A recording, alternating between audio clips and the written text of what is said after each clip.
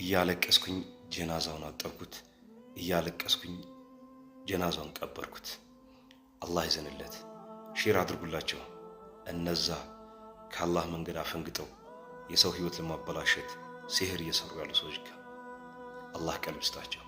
አሰላሙ አለይኩም ወራህመቱላሂ ወበረካቱ።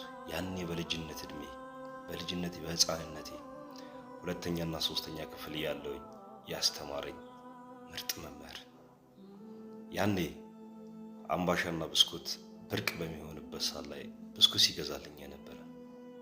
ያኔ በምንረብሽበት ሰዓት ላይ ተይዘን በማንጨበጥበት ሰዓት ላይ እንደ አስተማሪ ሳይሆን እንደ አባት እንደ ወንድም ሆኖ በፈገግታ አብሽርቶ እያለ ሲመክረኝ የነበረ ምርጥ ወንድም።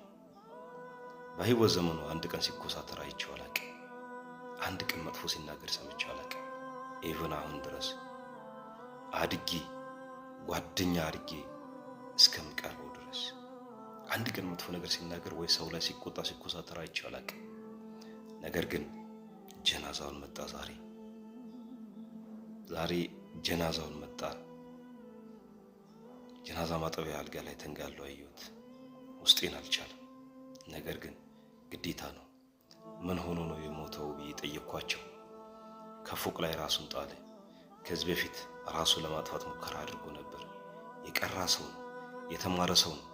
ለምን እንደዚህ ምን አጋጠመው ብዬ ስጠይቃቸው ሲህር ተሰርቶበታል። ያአላህ ትዳርም ያዘው እኮ በቅርብ ጊዜ ነው። 2 ወር አልሞላው ሰው ነው። ላያዩአቸው ይኸው ቀብር ወረደ። እንደው ምን ተጠቀማችሁ? ብዙ ጀናዞች ይመጣሉ እኛ ጋር እንደዚህ በራሳቸው እጅ ህይወታቸው አጥፍተው ይመጡ። የአብዛኞቹ የመጥፊያ ምክንያት ግን ሲህር ተሰርቶባቸው እንደው እነሱ ወደ ቀብር ወርደዋል። የቤተሰቦቻቸው ሀዘን ግን አብዛቸው። እናንተ ምን ተጠቀማችሁ? ምን አተረፋችሁ? የሰው ህይወት ስታበላሹ ለእናንተ ምን ጨመረላችሁ? የእናንተ እንጀራ በሉ፣ የእናንተ ውሃ ጠጡ።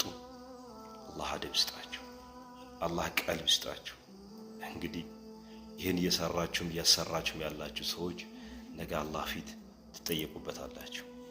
አዝኛለሁ። ይህን ቪዲዮ ሰራው ደግሞ በተሰበረ ልብ